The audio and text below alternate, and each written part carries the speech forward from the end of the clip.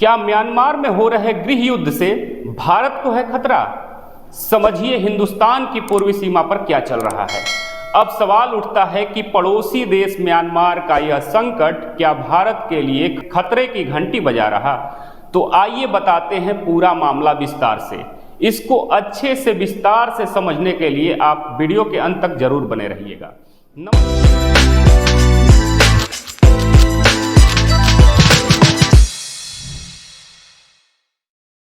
नमस्कार, मैं विश्वजीत कुमार और आप देख रहे हैं खबरों के खिलाड़ी का खास कार्यक्रम फैक्ट चेक। बता दें कि म्यांमार में सैन्य शासन और विद्रोही समूहों के बीच हिंसा ने भारत की टेंशन बढ़ा दी है। कई समाचार पत्रों और मीडिया समूहों के अनुसार माना जाए तो म्यांमार के विद्रोहियों ने भारत से लगी सीमा पर एक बड़े हिस्से को कब्जा कर लिया है। इससे म्यांमार से बड़ी संख्या में शरणार्थी जो है भारत में प्रवेश कर रहे हैं। बड़ी संख्या में शरणार्थियों के आने से भारत के मिजोरम में हालात बिगड़ने की आशंका पैदा हो गई है। म्यांमार में सैन्य शासन के खिलाफ लोगों का गुस्सा बढ़ता ही जा रहा है। इसका असर भारत से लगी सीमा पर भी देखा जा रहा है। म्यांमार में सैन्य शासन और विद्रोहियों के बीच लड़ाई अब भारतीय सीमा के करीब तक पहुंच गई है।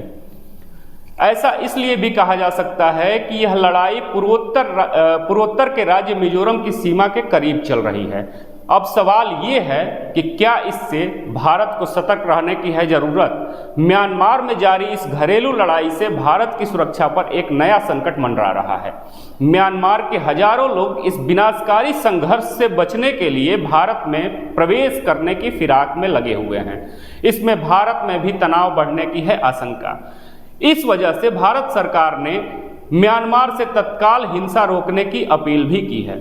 म्यांमार एक बार फिर संकट के दौर से गुजर रहा है। सैन्य शासन के खिलाफ 3 ब्रदरहुड अलायंस का ऑपरेशन 1027 गंभीर रूप लेता हुआ नजर आ रहा है। ड्रोन सैन्य चौकियों पर बम बरसा रहे हैं। सैन्य शासन के खिलाफ जारी 3 ब्रदरहुड अलायंस का ऑपरेशन 1027 गंभीर रूप लेता हुआ नजर आ रहा है। खुद सैन्य शासन ने भी स्वीकार किया है कि बड़ी संख्या में सशस्त्र बागी सैनिक विस्फोटक हमला कर रहे हैं। खबरें बताती हैं कि सैकड़ों की संख्या में ड्रोन सैन्य चौकियों पर बमबारी कर रहे हैं, बम बरसाते हुए देखे जा रहे हैं। दरअसल आपको बता दें कि म्यांमार में इस संकट की नींव 2 साल पहले तब पड़ी जब फरवरी 2021 में सेना ने आंग सान सू की अगुवाई वाली निर्वाचित सरकार के हाथों से जबरन सत्ता छीन ली थी, जिससे पूरे देश में उसका व्यापक विरोध देखने को मिला था। लोकतंत्र बहाल करने की मांग को लेकर लोग सड़कों पर आ गए, लेकिन सैन्य शासकों ने आम लोगों के इस विरोध को ताकत के दम से दबाने की कोशिश की, जिसका नतीजा यह हुआ कि आंदोलनकारियों का एक हिस्सा हथियार उठाने का फैसला कर उन सशस्त्र समूहों से जा मिला जो पहले से ही आत्मनिर्णय की मांग कर रहे थे, आत्मनिर्भर होने की मांग कर रहे थे। उसके बाद से ही दोनों पक्षों में झड़पें चलती रही, जिनमें लगभग 4000 से ज़्यादा लोग मारे जा चुके हैं।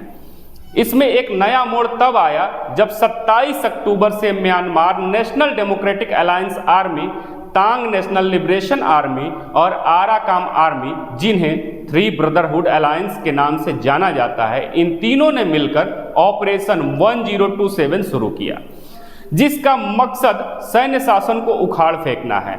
यह ऑपरेशन आगे क्या रूप लेता है और इसके क्या परिणाम आते हैं, यह सवाल तो अपनी जगह है ही, लेकिन फिलहाल इसका प्रत्यक्ष परिणाम म्यांमार से भारत की सीमा में प्रवेश करने वाले शरणार्थियों की बढ़ती संख्या के रूप में सामने आ रहा है। बताया जा रहा है कि पिछले हफ्ते ही 5000 म्यांमारियों का एक नया जत्था मिजोरम आया, जिसमें कुछ सैनिक भी शामिल हैं। म्यांमार से भारत की 1643 किलोमीटर लंबी सीमा लगती है। खास बात यह है कि भारत के 4 राज्यों मिजोरम, मणिपुर, नागालैंड, अरुणाचल प्रदेश, इनसे लगती यह सीमा फ्री मूवमेंट व्यवस्था के तहत ही आती है, जिसके मुताबिक लोग सीमा के दोनों तरफ 16 किलोमीटर तक आ भी सकते हैं और जा भी सकते हैं। वैसे भी सीमा के दोनों ओर बसी जनजातियों में आपसी रिश्तेदारियां होने के चलते इन प्रावधानों को कड़ा नहीं किया जा सकता है या शरणार्थियों के आने पर रोक लगाना बेहद मुश्किल नजर आता है। मगर इसके साथ ही इन उत्तर पूर्वी राज्यों के संवेदनशील हालात का भी ध्यान रखना होगा। 2021 के सैन्य तख्तापलट के बाद से शरणार्थियों का जो तांता लगा है, उससे सबसे ज्यादा प्रभावित होने वाला राज्य है मिजोरम और मणिपुर। नशे का बढ़ता अवैध कारोबार भी इस पूरे प्रकरण का एक अहम पहलू है और भारत के लिए एक खतरा है। इस पूरे प्रकरण से इतना तो स्पष्ट है कि न सिर्फ म्यांमार में बन रही अनिश्चितता की स्थिति बल्कि शरणार्थियों की बढ़ती संख्या भी भारत सरकार के लिए चिंता का विषय है। भारत सरकार को जल्द ही तेजी से इस बदलते हुए हालात पर नजर बनाए रखनी होगी, अन्यथा भारत में भी बिगड़ सकते हैं हालात और कुछ अन्यत्र देखने को मिल सकता है। इस वीडियो में बस इतना ही। जल्द मिलेंगे नए अपडेट्स के साथ दूसरे वीडियो में। अगर आपको दी गई जानकारी अच्छी लगी तो वीडियो को शेयर करें और कमेंट बॉक्स में अपने विचार अवश्य रखें। जय हिंद, जय भारत।